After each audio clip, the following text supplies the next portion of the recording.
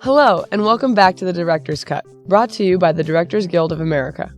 Every episode of this podcast will feature a new, in-depth interview with one of today's top feature film directors discussing their latest projects. And each interview is conducted by a fellow director, giving you the inside scoop on how your favorite films come to life. You can subscribe to our podcast on iTunes or follow us on our SoundCloud page at soundcloud.com/thedirectorscut. We hope you enjoyed our first week's episodes with film legends Martin Scorsese and Steven Spielberg discussing Bridge of Spies, and Alejandro Iñárritu interviewing his longtime friend Guillermo del Toro about Crimson Peak. Mr. Iñárritu will be the focus of an upcoming episode where he will discuss his newest film, The Revenant, starring Leonardo DiCaprio and Tom Hardy. In this episode, we'll hear from one of the most prolific women in the film industry today, actor turned writer-director Angelina Jolie Pitt. In Miss Jolie Pitt's third feature film, By the Sea, she and her real-life husband Brad Pitt star as Vanessa and Roland, a couple who find their marriage in crisis. They escape to a picturesque resort along the French coast, but are forced to confront their unresolved issues in an attempt to rekindle their failing romance. An Academy Award-winning actress, Miss Jolie Pitt joined the Directors Guild in 2013 after directing the feature film In the Land of Blood and Honey, set during the Bosnian War. In 2014, she directed Unbroken, an adaptation of the book by Laura Hillenbrand, which follows the extraordinary life of Olympic runner and World War II POW survivor Louis Zamperini. Conducting the interview is director Marc Levin, who also has a widely varied career. Mr. Levin is known for his documentary films like Freeway, Crack in the System, his narrative films such as Slam, and his work with HBO's documentary film division. Listen on to hear Ms. Jolie Pitt discuss her creative intentions with By the Sea, as well as the particular challenges she faced in writing and directing the film, as well as acting in a lead role. Enjoy!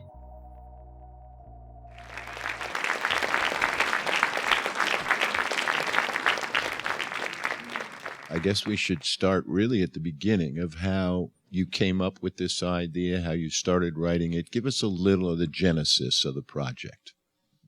I wrote it before I ever had anything I'd written become a film, and I wrote it with a great freedom of believing nobody would ever see it.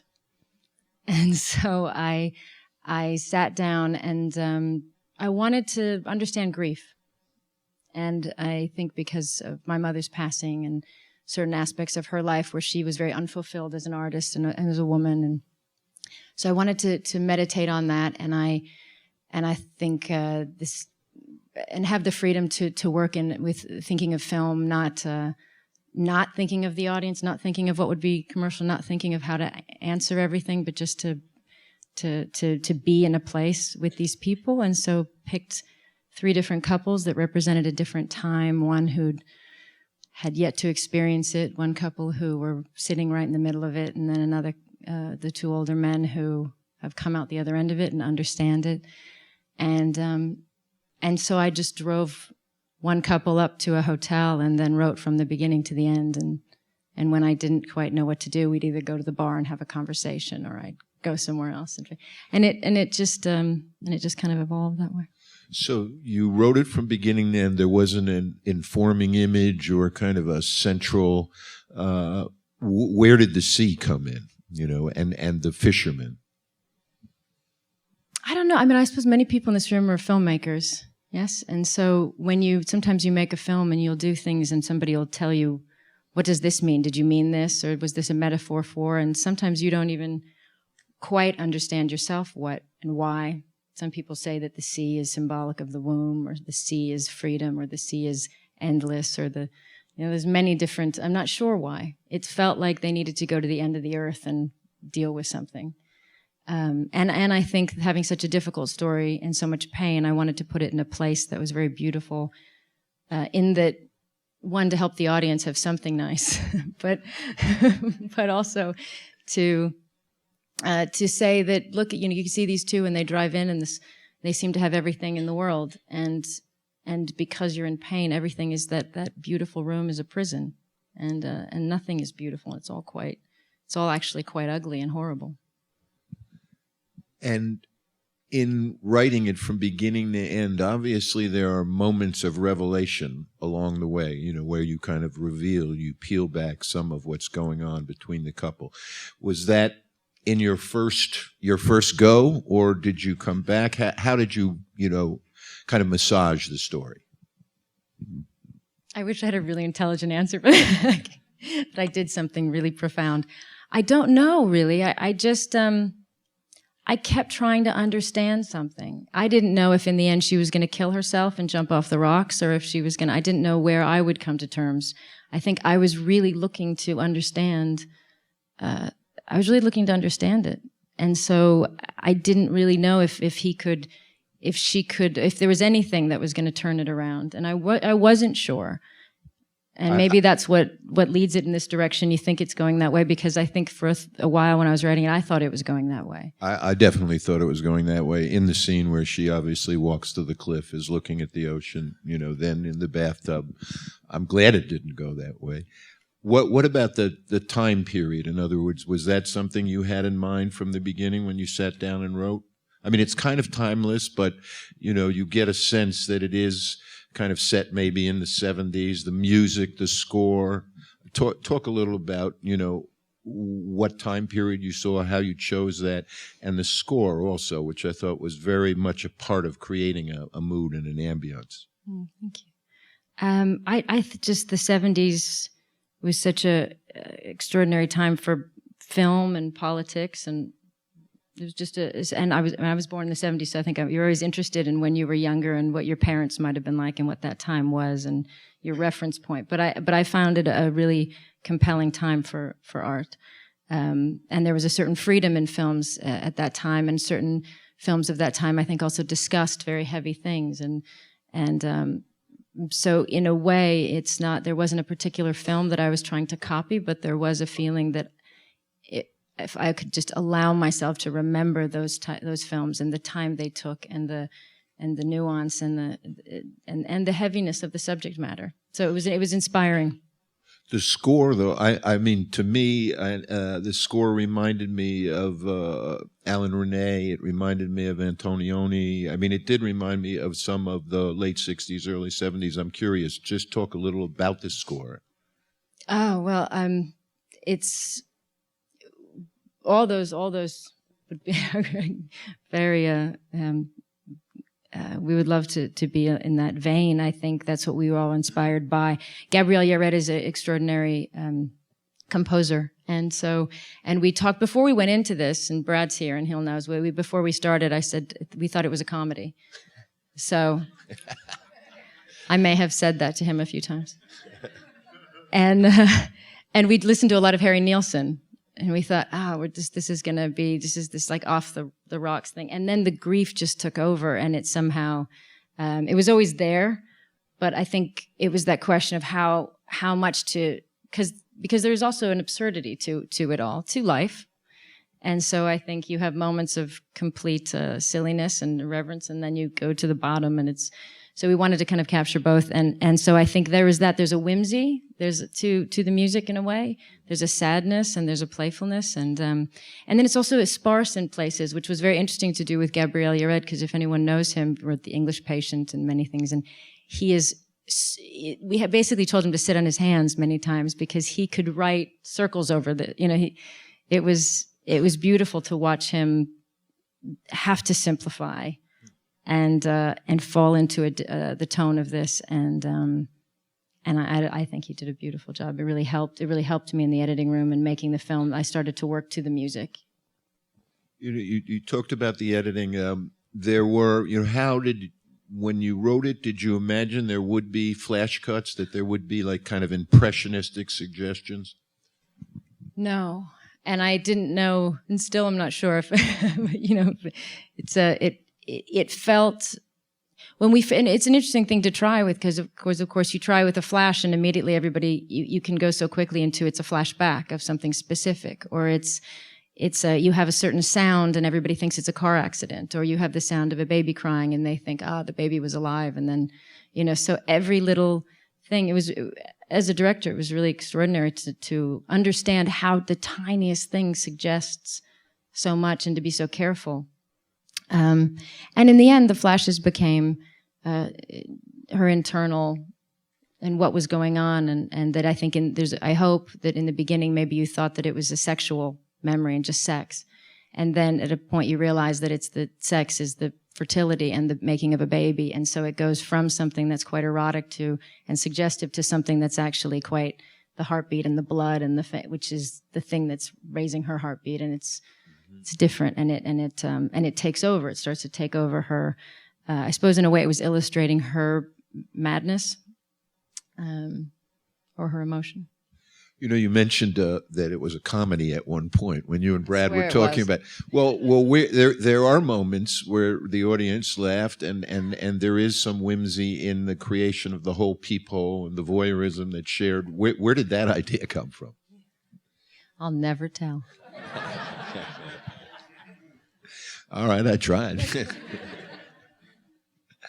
Now, you said when you wrote it, you never imagined that it would be made, and I'm assuming that means you never imagined you'd be playing it and your husband would be playing it. So how did that happen? How did that happen, honey?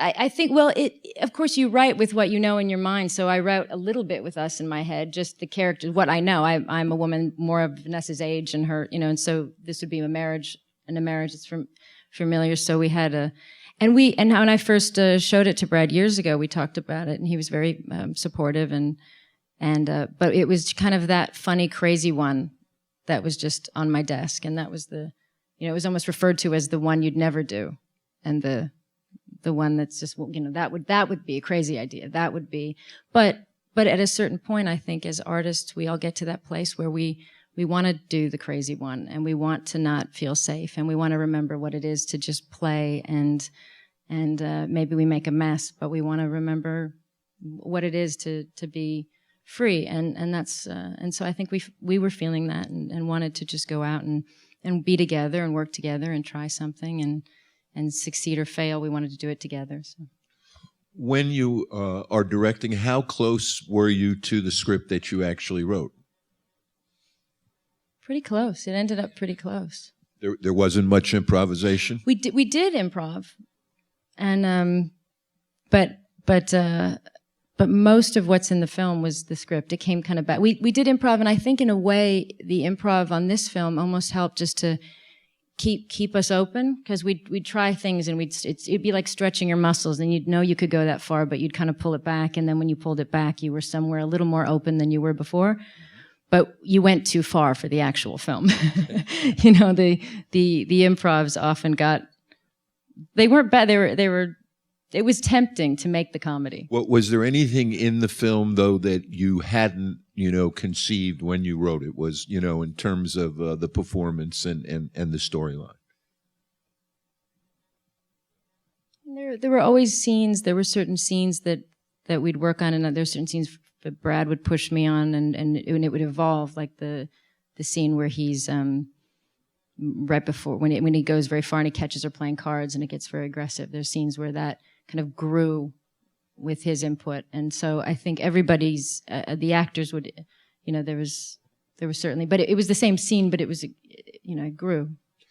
So you wrote, you directed, how do you evaluate your own performance? That's something I've always wondered about. Anybody who directs and acts in their own films, how you evaluate your own performance. It's actually it's not something I'll ever want to do again. It was actually my least favorite thing about the whole process. The nice thing about being a director is that you don't have to get in hair and makeup and watch yourself. That's the. I don't know. I don't think I was very. It wasn't a play. It was also because she's such a fragile. She's every part of me that doesn't know what to do and is in pain.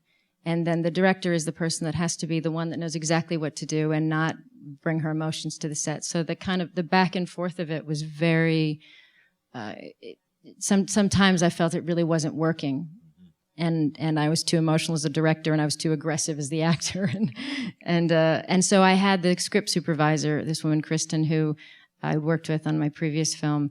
She's just a really strong woman who knows me very well. And I said to her before we'd started, I'm just going to tell you what I think that I should be emoting as an actress, and will you please tell me if you think I'm not doing a good enough job? And so she would watch some of the takes, and I'd say, was I vulnerable enough? What did you read into that scene? And then she'd say, I think we need to do one more because you did. So she kind of in a way was my bar as a woman. And so you didn't play back, on set. I don't like watching myself on film, and I haven't seen some of my films, and it was so. And I think the first pass of the film, I was really, I had taken care of her last, and so the first cut of the film, she's not very likable now, I know, but she was really not likable in the first. So I think you feel bad taking care of yourself. You feel like you shouldn't. As a director, you feel responsible to take care of every single other actor, and you feel wrong that you're focusing on yourself. Right. So you do that last, and you do that. So are you saying, though, that in the editing process, you basically kind of remove yourself and then look at the cut instead of kind of being right in there with the editor, having to evaluate, that's my take, that's Brad's take, that's... Yeah, the editor and I, this woman, Patricia, is so... And she often had to have she had the final say on my scenes. Not my, not the whole, but my performance, my side of it. I would say, I really don't like that. And she'd say, you're wrong, you can't see it. So we would... she would have to be...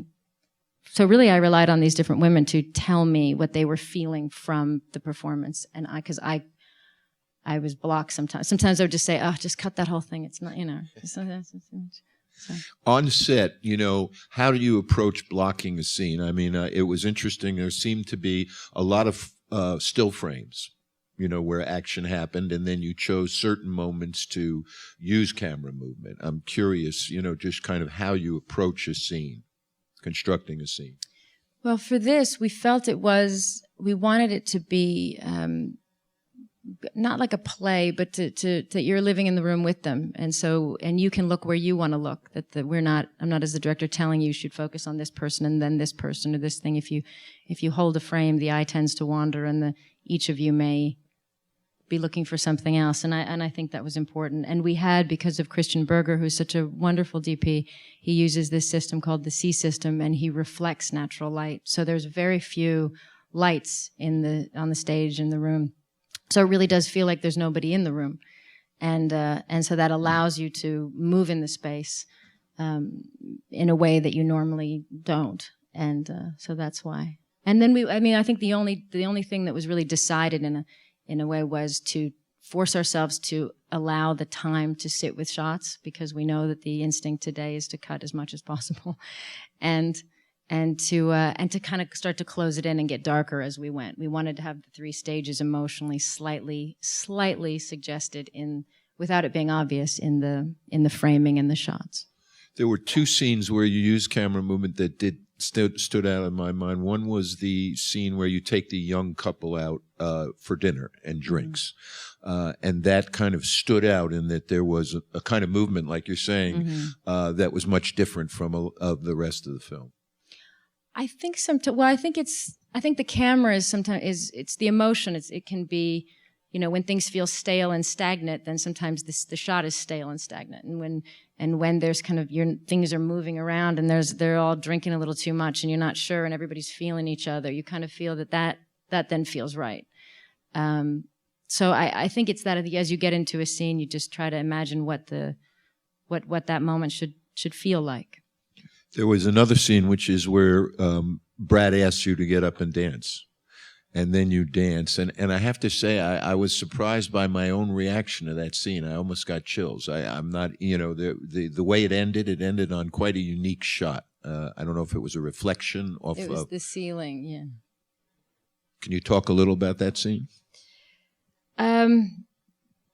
Yes, that was one of those that we didn't know if it went too far. It was that to try to find where she would just start to crack, and that being a dancer and being somebody whose body had failed her, that when she is brought back to that place, then everything would then come out, and that if in part of her healing, he wants to help her to get back into that moment, but being there is just too much, and it brings back all the memories and all the pain, and somehow, so And then we did plan this kind of mirror to see if we could fracture. You know, you walk that fine line of we don't want to get too arty and too strange in a way that's distracting for the audience, but we do want to try to explain what's happening with her emotionally, and make sure it stays emotional and doesn't get too interesting and cool with shots. You know, you want it to just emotion. And but it was a very funny day because Brad and I will still call it my crazy dance day, where I just we pulled away and you had to just, with all abandon, dance. The outtakes of that are just. I think everybody we were in this one of you shoot a movie and you have all the extras around who are from the area and they all think, oh, it's so lovely. We're seeing this couple and they're dancing. It's so nice. And then they just think, what happened to her?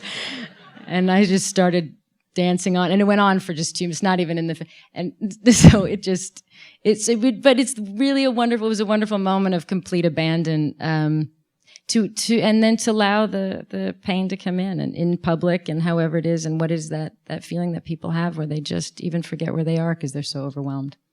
So now before we open it up to the audience, you're on the verge. The film is opening next week, so obviously it's a very different film than most commercial films. And as I kind of gave you my 3-line, the existential erotic thriller. It's very powerful, but you're going to go out, and I think you're very brave too, because it's really dealing with emotions that a lot of commercial cinema doesn't anymore. So I'm curious how you prepare yourself to step out there right now with this work you've done. You come to directors first to get yourself braced. I don't know. I'm on a plane the day that I think everything comes out about it. I'm on a plane to Cambodia, so I don't know. It's one of those other films that I've done have deal with history, and there's a way that you can excuse yourself and say, well, I did my best work, but I know it's important because it's history, and it's somebody else's life, and it's somebody else's script, or whatever it may be. And this one, I think I'm a little uncomfortable because it's hard to believe, or it's hard to feel like you want to say to somebody, I want you to come and sit for 2 hours and see if you can connect, and if we can connect as people, and if this expression of art and pain and grief is something worth asking somebody to sit through.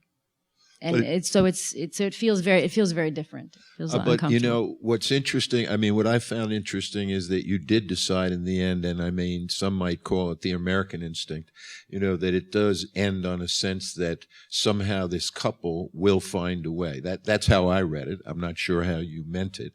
But it didn't end with a suicide. It didn't end with a kind of existential tragedy unanswered. I'm curious. Well, I think we wanted to. As it was our honeymoon, we wanted to also say. I think it said something about marriage, and that there's a lot today where you very quickly just start to get mad at each other, and then that's it, and you fight and you hate each other, and you can find reasons to, and it's. And what I think the one thing that saves them is from all that they do and the way they act, there's a nobility to sticking it out together and working through, and that at no point you feel like they're just going to walk away, or maybe you think they should and you almost wish he would, but they don't. And they're going to push through, and it's going to get really ugly, and it's never going to be perfect, but they're going to keep trying. And I think that's a worthy message. Absolutely. I see that, unfortunately, we're going to have to wrap it up. Angelina, I want to congratulate you and thank you so much, and Brad, both of you, for a very, very bold and brave film. Thank you very much. Thank you for coming.